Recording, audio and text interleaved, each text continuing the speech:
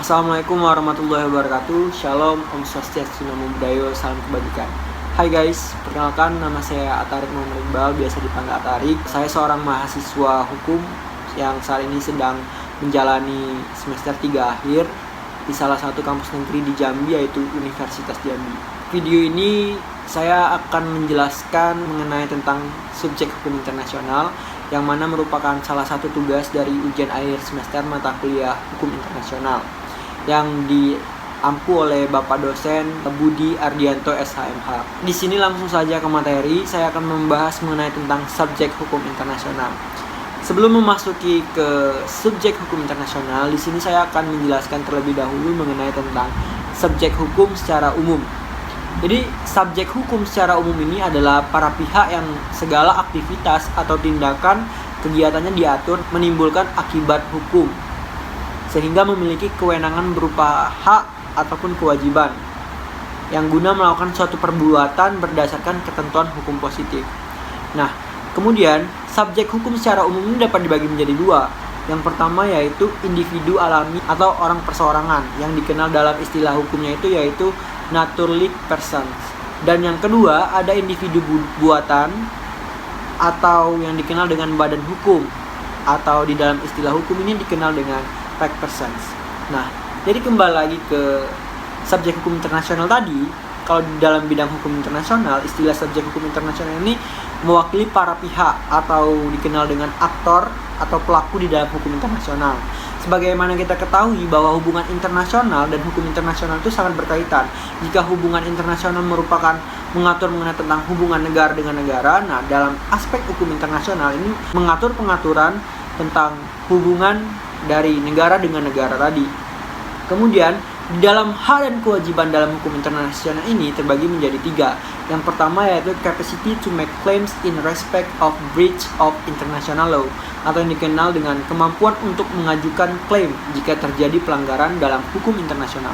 Dan yang kedua, capacity to make treaties and agreements valid on the international plane, atau yang dimaksud dengan kemampuan untuk membuat perjanjian internasional. Yang ketiga yaitu ada the enjoyment of privilege and immunities from national jurisdiction, atau memiliki keistimewaan dan kekebalan dari yurisdiksi nasional sebuah negara.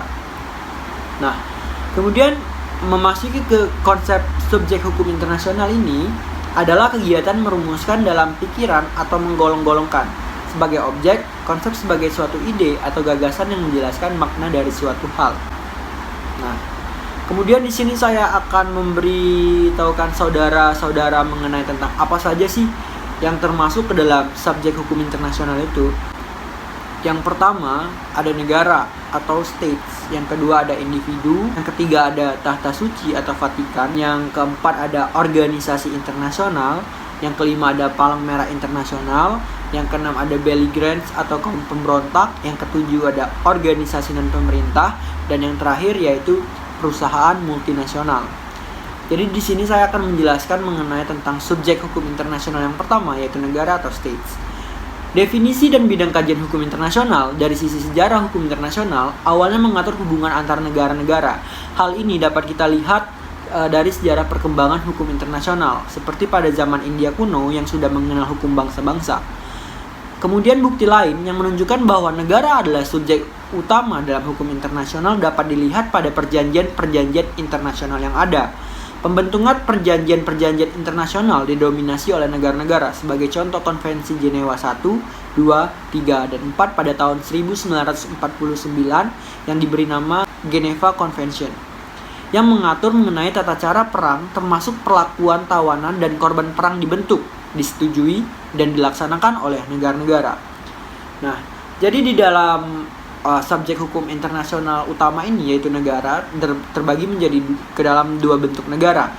Yang pertama ada negara federal. Negara federal ini adalah sebuah negara yang terdiri dari negara-negara bagian, di mana terdapat kesepakatan di antara keduanya untuk membagi kewenangan mereka. Dan yang kedua ada negara protektorat. Nah, dari negara protektorat ini yang dimaksudnya adalah negara yang sudah merdeka dan kesepakatan melalui perjanjian internasional berada di bawah perlindungan sebuah negara yang memiliki kekuatan lebih. Nah, memasuki subjek hukum internasional yang kedua yaitu ada tahta suci atau Vatikan. Jadi sejak tahun 1870, tahta suci dianeksasi oleh Italia dan terus mengalami konflik di antara keduanya. Konflik tersebut pun berakhir dengan dibuatnya Lateran Treaty atau Perjanjian Lateran pada tahun 1929. Pada perjanjian tersebut, Italia menyerahkan sebidang tanah di Vatikan City kepada tahta suci, dan sejak saat itu tahta suci memiliki wilayah kedudukan di Vatikan City, dan organ-organ yang mengurusi jalannya tahta suci bahkan memiliki beberapa kantor perwakilan di beberapa negara termasuk Indonesia. Yang ketiga, yaitu ada yang namanya organisasi internasional, atau dalam English translate-nya itu International Organization. Jadi, di dalam buku Bowett's Law of International Institution, yang dimaksud dengan organisasi internasional harus memenuhi beberapa karakteristik di bawah ini, yaitu yang pertama ada keanggotaannya terdiri dari negara-negara dan atau organisasi internasional lainnya. Yang kedua ada harus didirikan berdasarkan perjanjian atau instrumen hukum lainnya yang diatur oleh hukum internasional, seperti resolusi yang diadopsi pada saat konferensi internasional. Yang ketiga, organisasi internasional memiliki hak autonomi yang berbeda dengan anggotanya dan memiliki personalitas hukum. Yang keempat, sebuah organisasi internasional memiliki kemampuan hukum untuk mengadopsi norma atau dalam arti luas yang ditujukan kepada para anggotanya. Nah, jadi keberadaan organisasi internasional sebagai salah satu subjek hukum internasional juga tidak bisa terlepas dari sejarah perkembangan hukum internasional. Salah satunya berdirinya Liga Bangsa-Bangsa atau LBB sebagai organisasi internasional pertama yang tidak hanya khusus mengurusi suatu bidang, misal kerjasama negara-negara di bidang transportasi dan komunikasi atau kerjasama ekonomi, tapi lebih kepada tujuan menjamin perdamaian dan menciptakan keamanan bersama dengan mencegah terjadinya perang, merupakan salah satu penanda sejarah perkembangan hukum internasional modern. Subjek hukum internasional selanjutnya yaitu Palang Merah Internasional atau International Committee of the Red Cross. Nah, jadi pada tanggal 24 Juni 1859 dalam perjalanan bisnisnya, Henry Dunant melewati Solferino. Henry Dunant ini merupakan pendiri ICRC, diawali oleh ide-ide beliau. Nah, jadi melihat pertempuran sengit selama 16 jam antara tentara Austria dan Prancis yang mengakibatkan 40.000 orang terluka dan meninggal nih guys. Nah, kemudian ICRC tidak beranggotakan pemerintahan dari negara-negara, tetapi memiliki beberapa kantor perwakilan yang menyebar di beberapa negara seperti Indonesia, Timur Timur, dan Malaysia. Keberadaan ICRC pun diakui oleh keempat Konvensi Jenewa di dalam Geneva Convention pada tahun 1949. Misi utama dari ICRC ini adalah melindungi dan membantu para penduduk sipil termasuk kompeten akibat korban perang serta konflik internal dengan menjunjung tinggi prinsip netral dan ketidakberpihakan pada negara-negara yang terlibat perang atau konflik. Nah, jadi subjek hukum internasional yang selanjutnya yaitu ada kaum belligerents atau dikenal dengan kaum pemberontak.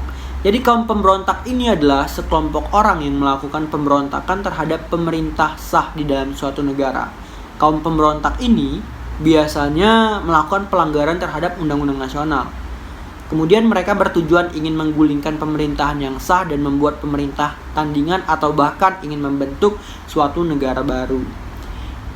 Pada saat kaum pemberontak dapat dikualifikasikan sebagai belligerents, maka kelompok tersebut dapat diakui sebagai subjek hukum internasional. Jadi di sini kaum belligerents ini atau kaum pemberontak ini dapat diakui sebagai subjek hukum internasional apabila memenuhi syarat-syarat berikut. Yang pertama, terorganisir di bawah seorang pemimpin, dan yang kedua, menguasai satu wilayah secara efektif. Yang ketiga, mengangkat senjata secara terang-terangan menggunakan tanda yang jelas dan dapat dikenali dari jauh. Nah, kemudian subjek hukum internasional selanjutnya itu ada individu atau individual. Berkaitan dengan individu sebagai salah satu subjek hukum internasional, terdapat dua pandangan yang berbeda. Di satu pihak ada beberapa ahli hukum internasional yang menyatakan bahwa hukum internasional adalah sistem yang dibentuk oleh, dari, dan untuk negara-negara. Kemudian di lain pihak ada beberapa ahli hukum yaitu seperti Scale, Lauterpacht, Philip Allott, dan Webriggs. Scale pada tahun 1948 dan Webriggs memiliki pendapat yang sama bahwa aktor sesungguhnya di dalam setiap negara adalah individu, dan sebuah negara tidak akan ada atau terbentuk tanpa adanya individu-individu ini. Nah, kemudian Philip Allott pada tahun 1992 berpandangan bahwa masyarakat internasional sesungguhnya tidak terdiri dari negara-negara, tetapi dibentuk oleh individu-individu. Pernyataan ini yang digunakan oleh Mahkamah Internasional untuk menguji apakah PBB sebagai organisasi internasional dapat dikualifikasikan sebagai subjek hukum internasional. Kemunculan individu sebagai salah satu subjek hukum internasional berdasarkan kebutuhan adalah benar adanya. Kemudian selanjutnya yaitu perusahaan transnasional atau transnational corporation. Kemunculan perusahaan asing ini mulai meresahkan dunia internasional sejak tahun 1970-an. Keberadaannya tidak hanya memberikan dampak positif saja, tetapi juga dampak negatif, seperti campur tangan perusahaan asing membuat kebijakan ekonomi di negara tempat perusahaan asing didirikan, penggelapan pajak, kerusakan lingkungan hidup, bahkan dapat menimbulkan pelanggaran terhadap HAM. Keberadaan TNI ini memang seperti dua sisi mata uang. Di satu sisi, negara-negara berkembang memerlukan investor-investor asing untuk meningkatkan devisa negara, dan di sisi lain, keberadaan TNI tidak selalu memberikan keuntungan-keuntungan bagi host country seperti yang telah disebutkan pada bagian sebelumnya. Kemudian TNI sering menimbulkan dampak negatif bagi lingkungan hidup, bahkan pelanggaran HAM.